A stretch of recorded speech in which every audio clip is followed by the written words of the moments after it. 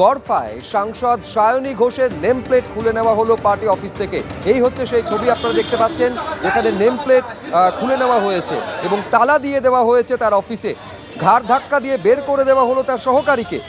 যাদবপুর লোকসভা কেন্দ্রের 106 নম্বর ওয়ার্ডের গড়ফার ঘটনা। ছবিটা একবার দেখুন।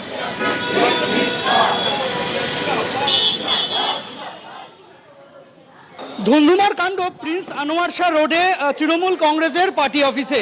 106 নম্বর ওয়ার্ডের এই পার্টি অফিসে বসতেন সায়নী ঘোষ, যাদবপুরের সাংসদ। এবার সেই পার্টি অফিসে যাতে সায়নী ঘোষ বসতে না পারেন তাই তালা মেরে দেওয়া হলো এবং চাবি তৃণমূল কংগ্রেসের কর্মীরা, যারা মমতা বন্দ্যোপাধ্যায় ঘনিষ্ঠ তৃণমূল কংগ্রেসের কর্মীরা, তারা তালা মেরে দিলেন। এবং আমরা দেখতে পাচ্ছি যে এখানে কার্যালয়ে সায়নী ঘোষের যে বোর্ড, সেই বোর্ড খুলে ফেলা হলো। তার একজন কর্মী ছিলেন সেক্রেটারি ঘোষের, তাকে